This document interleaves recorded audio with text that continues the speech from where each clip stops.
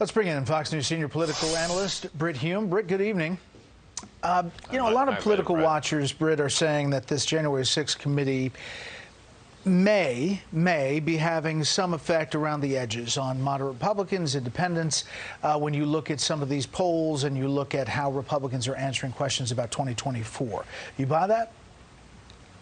Yeah, I would think it would be having some effect. I think it would have had more effect if, by excluding anybody with a point of view that might be helpful to Trump, if they hadn't done that and they had some questioners on there that would cross-examine some of these witnesses, I'm not sure it would have changed the testimony, but would have given the committee a sense of legitimacy that a lot of people now say it doesn't have, because it has been so utterly one-sided and there's been no real opportunity for there to be a defense of Mr. Trump and his actions. I'm not sure that any defense could be mounted that would be convincing, but if there was one, I think the committee might have gained some legitimacy.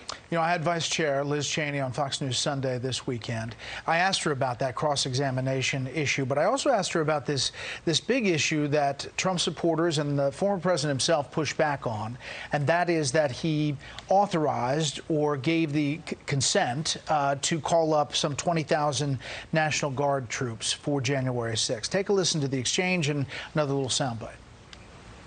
There are several witnesses who say they met with President Trump on January 4th, and he offered some 20,000 National Guardsmen to protect the Capitol building. Is that true? Do you know that to be true?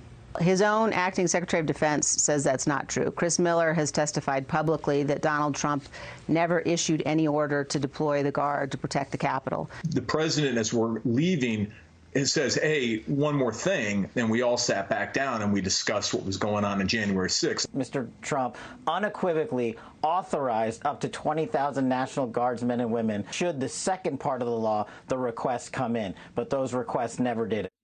Kash Patel and former Secretary Miller talking about that meeting. That's a key part of this. Britt, what are your thoughts?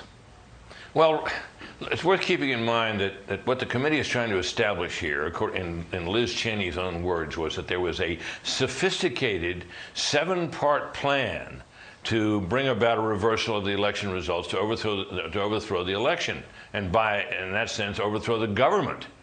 I'm not sure the committee has gotten there, or the evidence supports that. And the contradictory accounts about whether he authorized troops would certainly suggest that if he was going to do that, that's a pretty peculiar way to try to overthrow the government, is to authorize troops to protect the Capitol. So my sense about that is that that's the kind of contrary evidence that ought to be part of the record, fully developed in these hearings. Yeah. And in any other congressional hearing that I've ever witnessed, that sort of thing would be. I'm going to play one more soundbite very quickly. Cross-examination, Tickles. It airs in prime time. There's no opportunity for the target to defend or put forth a defense. There's no cross-examination of witnesses. How do you respond to that criticism?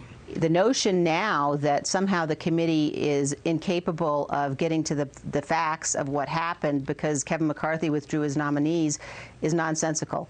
Nearly every single one of our witnesses has been a Republican. So what about that response? She does claim that they're going to have a number of hearings, or parts of them, that deal with the security questions that I brought up there. But what about her answer? Well, she also, as I recall, Brett, I watched the interview, she went on to say that she's not sure that having cross-examination would have changed the testimony. Well, if that's the case, then why not have it? Right. And add the legitimacy that a hearing that involves both sides would bring. Britt, as always, thank you.